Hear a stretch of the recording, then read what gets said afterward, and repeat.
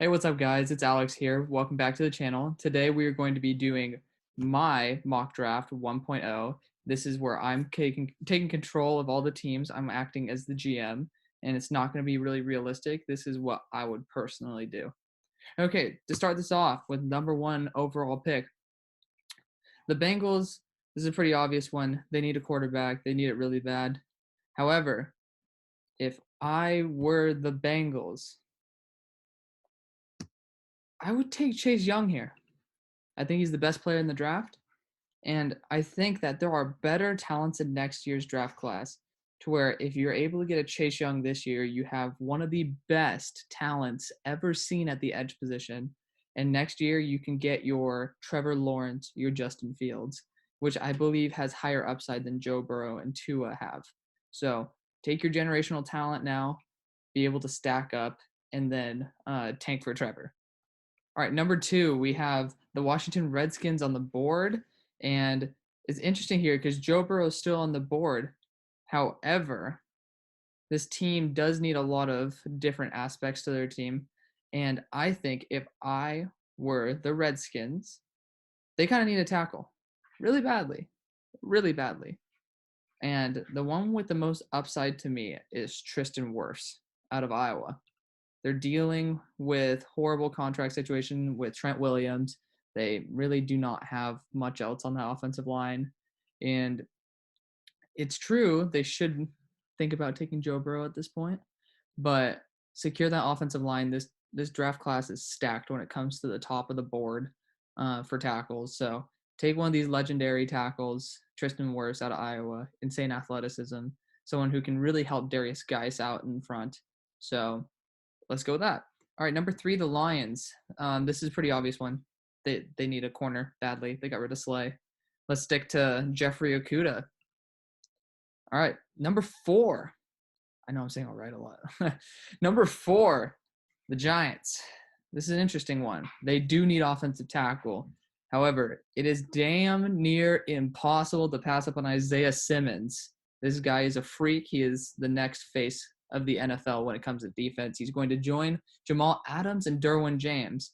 So let's get the man out of Clemson, the freak himself.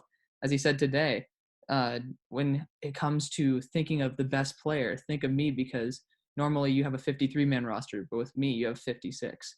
So he can play edge, linebacker, safety, all amazingly. So I think that he's going to be the versatile weapon that is needed on that team. Even though they need a tackle, I think that tackles will slip. All right, number five. I normally was thinking about taking a tackle here, but Joe Burrow fell to 5. Extremely unrealistic. This will not happen. However, this is an obvious one. Let's just take our man Joe. So number 6, the Chargers. They can get Tua here. Very interesting. However, if I were the Chargers, would not take this pick. I'm taking Andrew Thomas out of Georgia. They need to fulfill that offensive line. Hopefully they can contend for that quarterback spot next year to get Fields or Lawrence. I think that they need to get one of these stud linemen because the quality of linemen in this class is much better than the quality of quarterbacks, in my opinion. All right, number 7, we have the Panthers on the board. And there's quarterbacks here. They just signed Teddy, though. So I'm going to hold off on that idea. And they need some defensive line help really badly. And they need corners.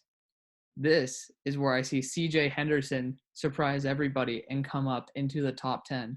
C.J. Henderson out of Florida. If you guys watch my video, you know that I think of him as a very much of a Darius Slay type, extremely athletic, extremely good in press. And if he works with Dante Jackson, watch out. This is the best cornerback duo in the NFL soon. Number 8, Cardinals. Wow, they have their pick of the litter when it comes to Wills and Becton. And although Becton has a much higher ceiling, Wills has a much higher floor to me. I have a little bit of Eric Flowers vibes when I hear about Mekhi Becton. And I watched this guy push a truck. Pretty impressive.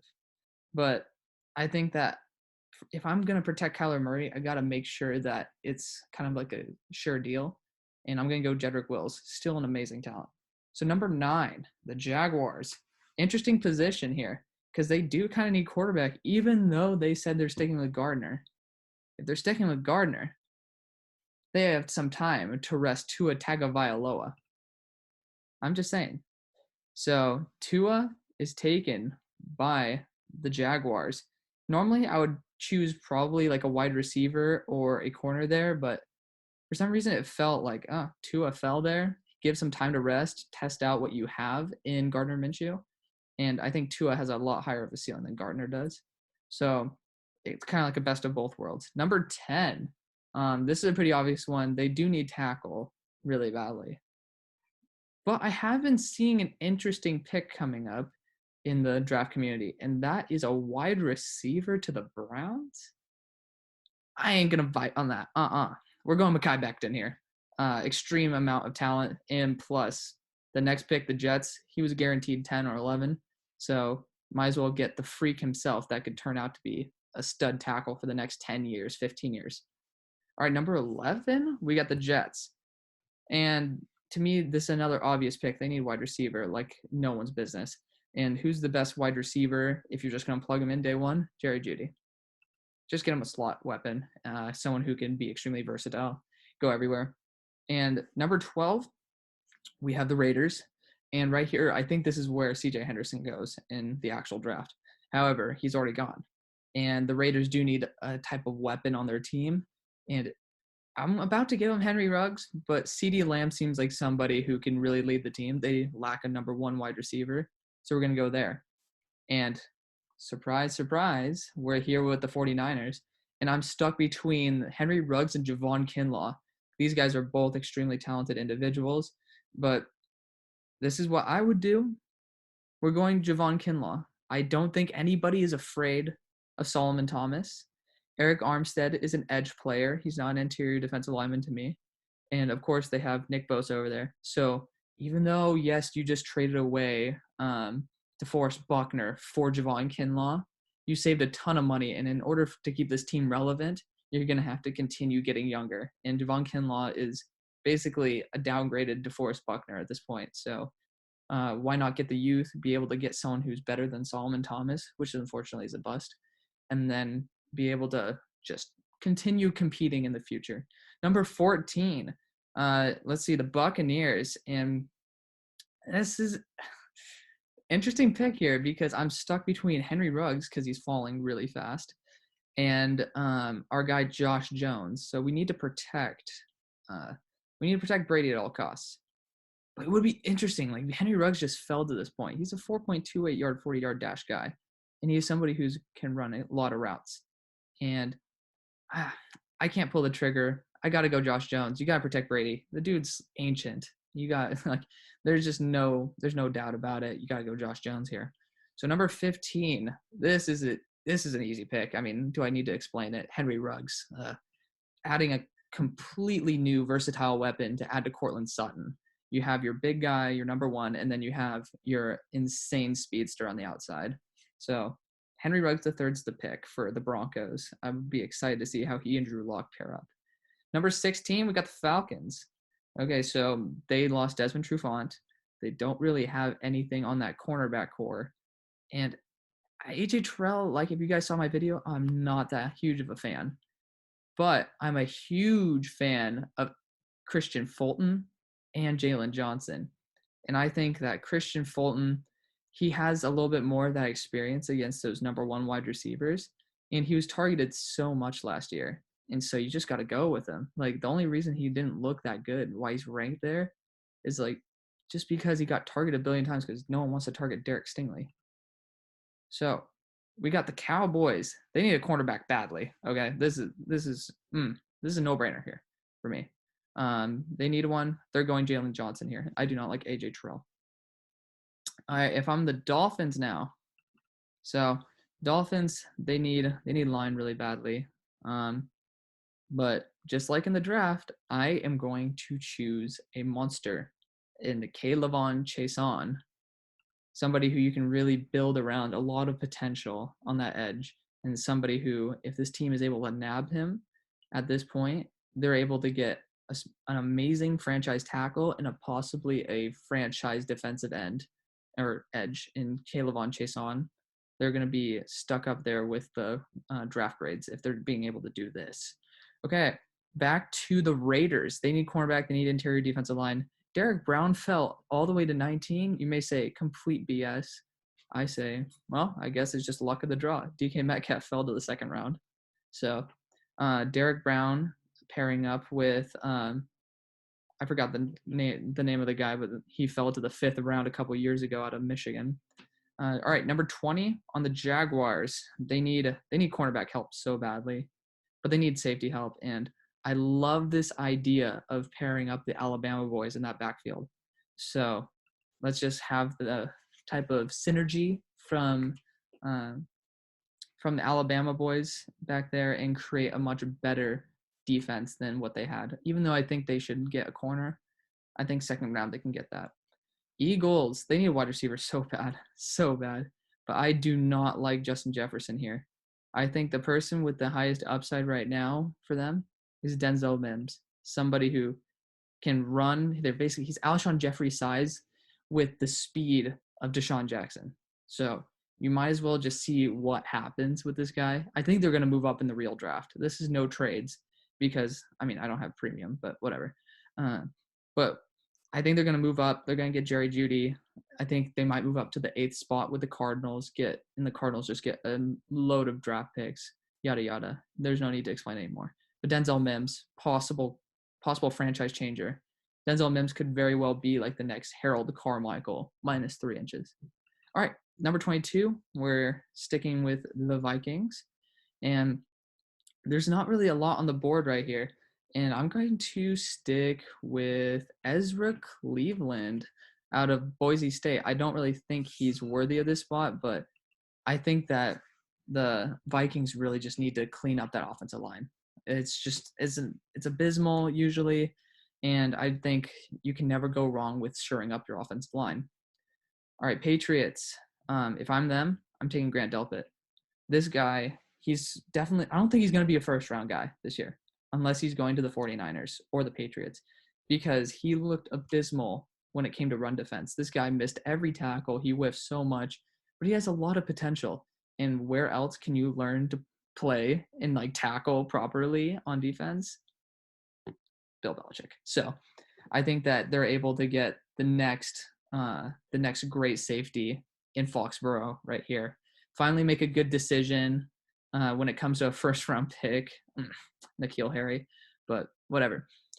Number 24, I'm actually kind of surprised he fell this far, but I love Kenneth Murray here. Let's just go Kenneth Murray. Extremely versatile, very consistent over his career, and he's able to do so many things, and he's able to add to that DeMario Davis pair and bring a little bit of youth to that defense, which is already elite. We're back to the Vikings. Okay, they need a cornerback. It's pretty simple. They need a cornerback.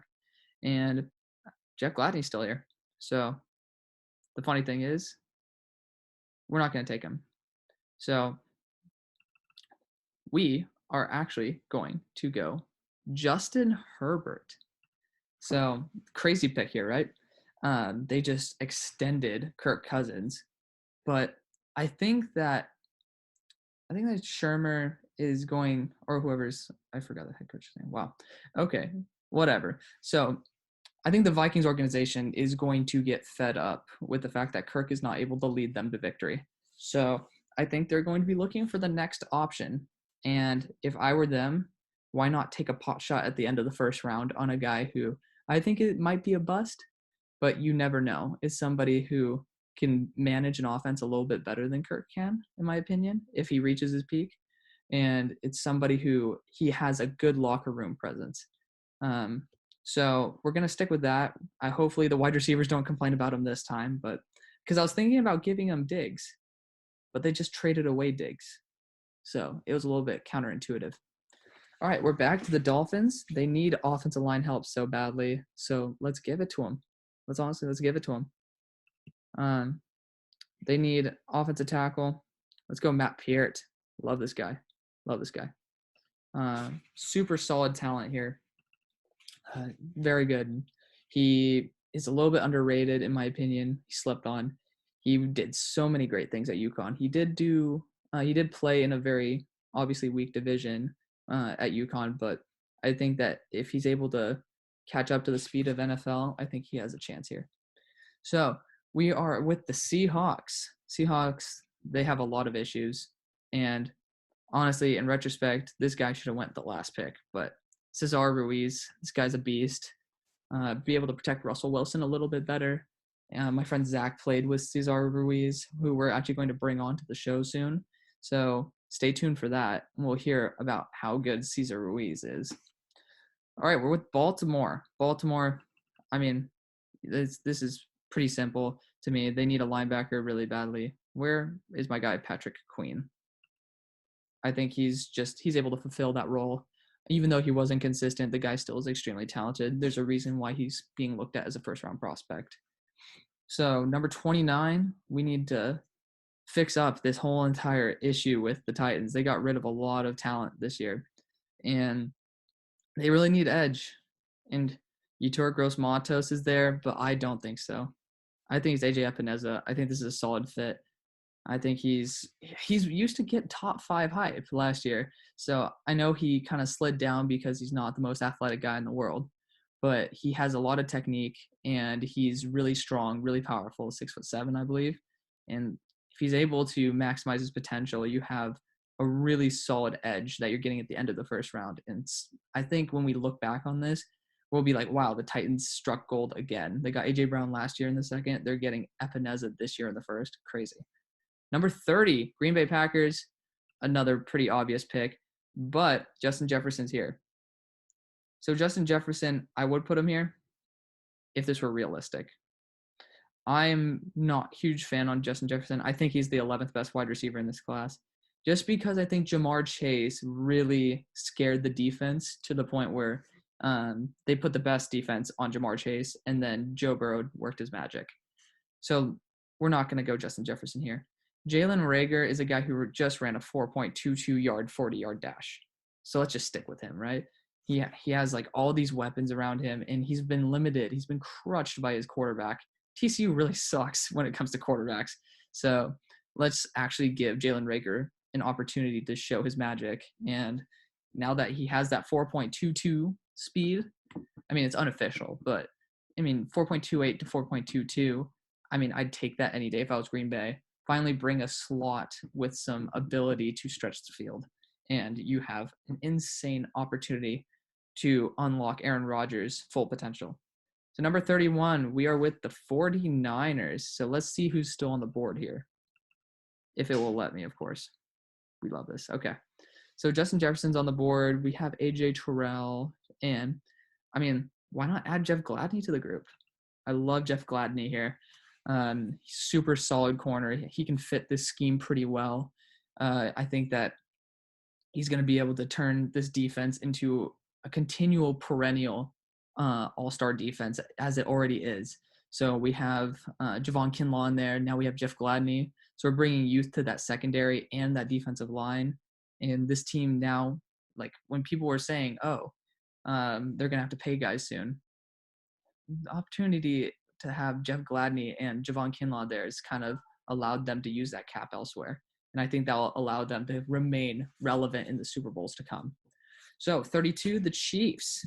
Chiefs need cornerback extremely badly. They need offensive line help. I'm taking Isaiah Wilson here. You may say he's an offensive tackle, dude. His form is pretty crap if we're going to be 100% honest here, guys. So I think that he's really talented physically, but not really talented technically. I think that he will be able to be a guard at the start and then learn his technique under Andy Reid and then kick out to tackle when needed, like when Mitchell Schwartz retires, et cetera, et cetera. Okay, guys, so here's the draft. A little bit unorthodox, but if I were the GMs of these teams, this is probably what I would do. Now you guys are probably going to crucify me and be like, oh my God, this guy here, are you serious? Like Matthew Peart. I mean, it's definitely a weird pick. I'm not going to lie, but I think he has a lot of potential. But guys, here's my draft. Let me know what you think. I'm kind of excited to get completely destroyed by people. Or if you guys think it's a genius idea, go for it. So thank you guys so much. I really appreciate you guys for tuning in and have a great one. Peace.